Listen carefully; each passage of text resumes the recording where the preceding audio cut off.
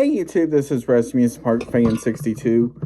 In today's video, I'm here to talk about, in my opinion, which Six Flags parks are going, um,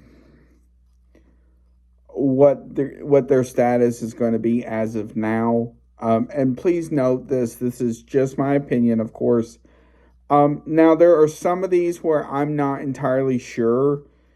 So I put this as an either or situation. So if you hear me say certain parks twice, um, that's the reason why.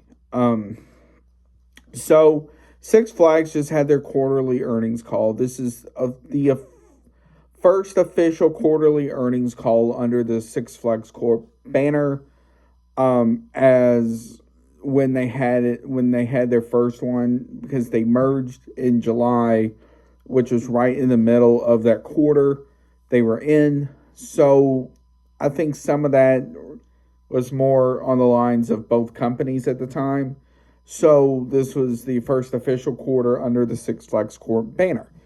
Now some of these are you're going to hear twice, like I just said. So let's get started.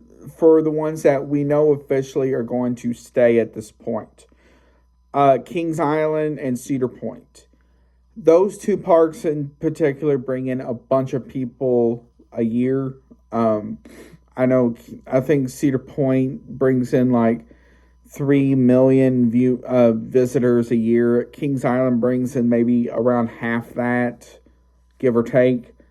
So both parks do fairly well. Both parks always get a decent investment from Cedar Fair as far as like new rides and attractions and all of that. Next one is Magic Mountain.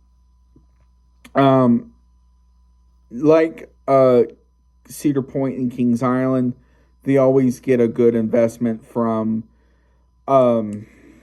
Six Flags, and they were one of the parks. They were one of the only parks in the chain outside of a couple years ago that was open all year. Next one is Knott's. Now, like the others on this list, they are open all year. And not to mention too, they sort of have like they bring in a bunch of people a year because it is open all year. I think it's only open on weekends right now. So, but also you do have that restaurant attached to the park, which could help bring in people like during the week. I'm not entirely sure if the restaurant is open during the week or not, but I would assume so, which could probably help. Next one is Over Texas and Fiesta Texas.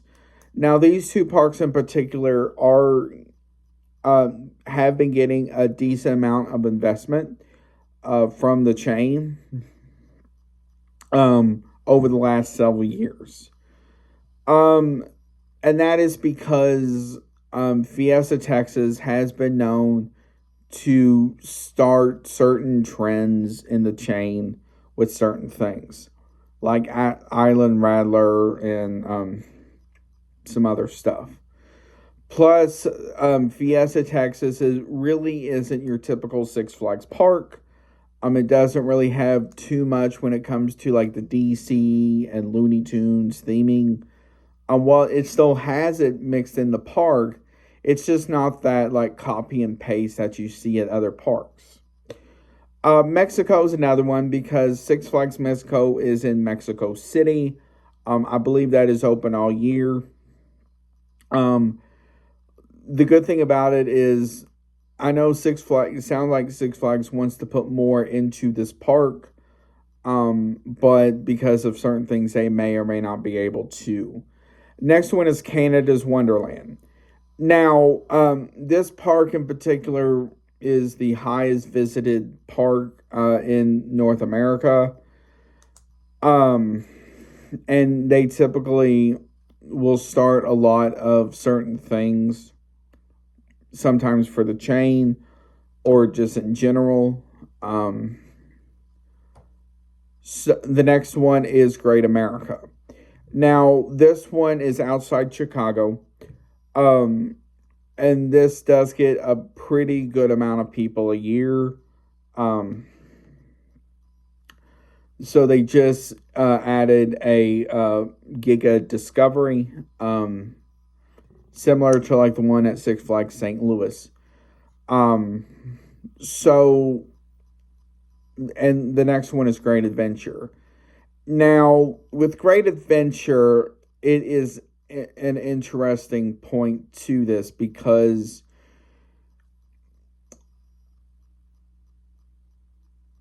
with Great Adventure, they just took out about 8 rides and attractions, which included King Ka, Green Lantern, and several others. So it puts an interesting aspect to it because supposedly they have stuff lined up for the future for this park. We will have to see what that is. The next one, like Mexico, I have a question mark next to it, and that is King's Dominion. Now, this one could go either in the good category or the maybe category, which is the next category. Now, the reason why I have them in the maybe is because they really haven't gotten a lot of investment over the past several seasons. Besides their last coaster, they really haven't gotten too much when it comes to that category. And they just took away Winterfest for this coming year. So it's one of those situations where it's outside a major city, but the problem is it doesn't get the investment like other parks, like Busch Gardens Williamsburg, which is an hour from it, and so forth. And the next one is Carowinds. Now, with Carowinds, the thing about that is outside Charlotte, North Carolina, which is where the new headquarters for the Six Flags Corporation is. So, and this is probably within, distance of the Six Flags Corp head office as well, I would assume. So, this park is going to get a lot more investment down the road. Now, the next one is the maybe category. The maybe category on this list means it could stay or it could go. There's really no... Because all this is right now is based off of how much money do these parks bring in. First one, and I'm combining these since they're in the same state and they're within 3 hours of each other, and that is Worlds of Fun and Six Flags St. Louis. Now, over the past couple of years, both of these parks have gotten some stuff. Six Flags St. Louis has gotten Rookie Racer, which is their Vekoma kids coaster, along with Joker, which is their Zamperla Giga Discovery, and then also Catwoman's Whip, which is like I'm not entirely sure what you call it, but it's like one of those really tall arm rides that spins. Worlds of Fun got Zambigi Zinger, which is a wooden coaster.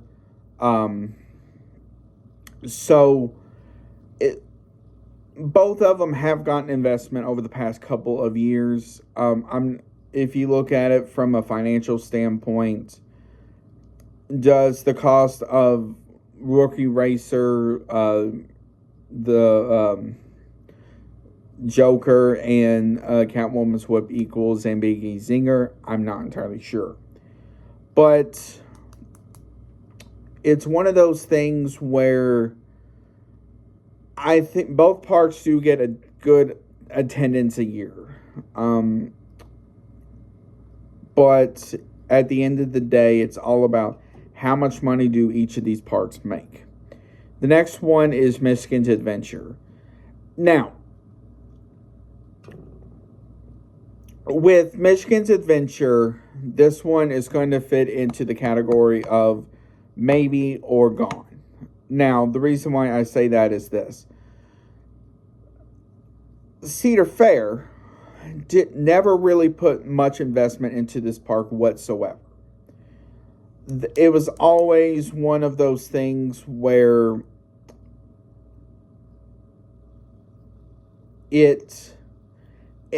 any investment they had was very small. So it can be stuff like new trash cans, new benches, stuff like that, or maybe something like a new restaurant or something in that ballpark. So it was never really that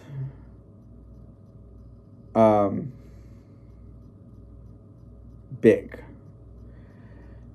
Like Michigan's Adventure, the next one is Valley Fair.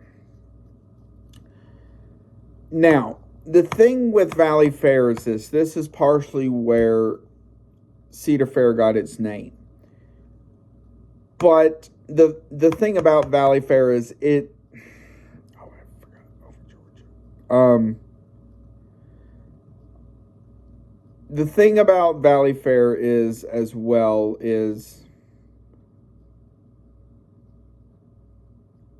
It is in almost central Minnesota, and it does get chilly up in that section. Plus, some of the park is in a flooding zone. The next one is Darien Lake. Now, this is up in New York, closer to Canada. Six Flags acquired this park back in 2018 or 2019. And essentially, they don't own the park, they just lease it out and run it, just like Frontier City. The biggest issue with it is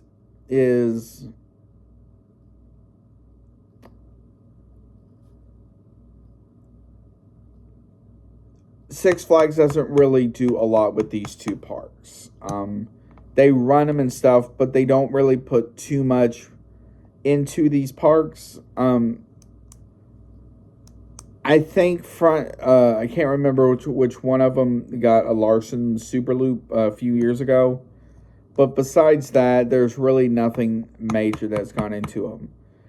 The next one is New England. Now, New England is a very odd situation because from what a friend of mine has told me, while they do get good attendance, financially it's not that great. I don't know if it's just due to being lower than they're used to, so they're not making as much money off of what they sell or whatever. I'm not entirely sure. But the next one is The Great Escape. Now, with The Great Escape, this one is weird because they just introduced Bobcat, which is their new GCI, or not GCI, Gravity Group family coaster. So it's similar to like Oscar's Waxy Taxi or Kentucky Flyer. I hear it's a great ride. Great Escape is more of a family park destination than a thrill park destination. So, and from what I heard too, it does have like an on-site resort hotel, which does make it better. That way you don't have to go off-site. I'm not entirely sure what they're going to do with that. The next one is Laurent. With Laurent, the bad part about it is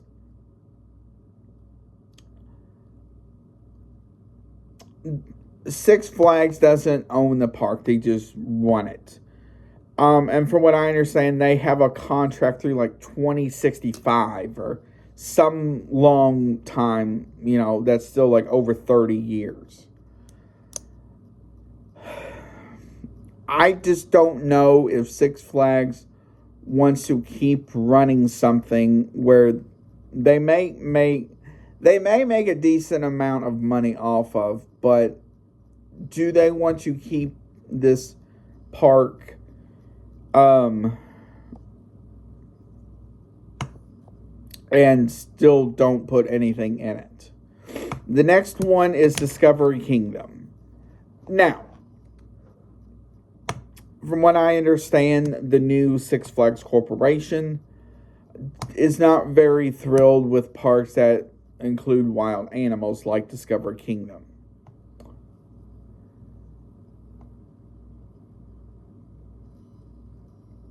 The problem with it is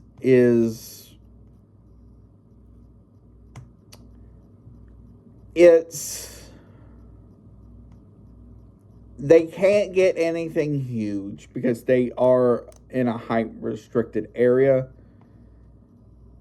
I think they can only go up to like 150 feet or 200 feet, somewhere in that ballpark, I believe. So they can't go anything huge. So it makes you wonder, what can they get out of this park if you would take out the wild animals and get rid of all those exhibits. The last one is Dorney Park. With Dorney, it's in a weird thing because it is in Pennsylvania. It's within an hour or two of Hershey's.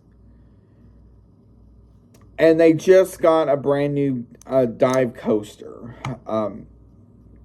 But you just don't really know how they are financially. Now, one park I did forget to put in the good as well is over Georgia. Because they are in the South. They are open most of the year. They are typically within like 3 hours to 4 hours of Dollywood.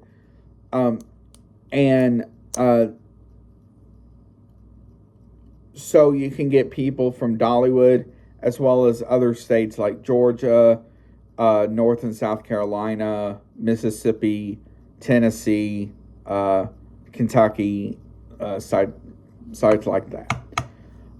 Plus, they are putting more into Six Flags, so they're opening up that new coaster in a couple of weeks, as well as other stuff like that. Now, the only thing is, do they really want to expand their water park?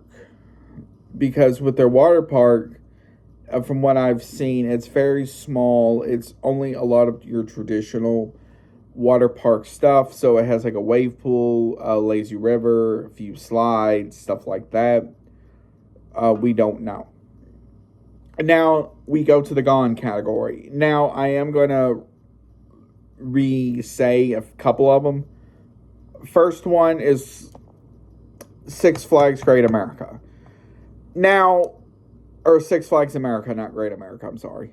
Now, the reason why I have America on this list is because, from what I understand, this park in particular does not have the best reputation. It is outside a major city of Washington, D.C., and it's within the Virginia area. The problem is it does not have the best reputation out there. So, and Six Flags does not put a lot into this park. Essentially, it's been a long time since they've gotten a new coaster.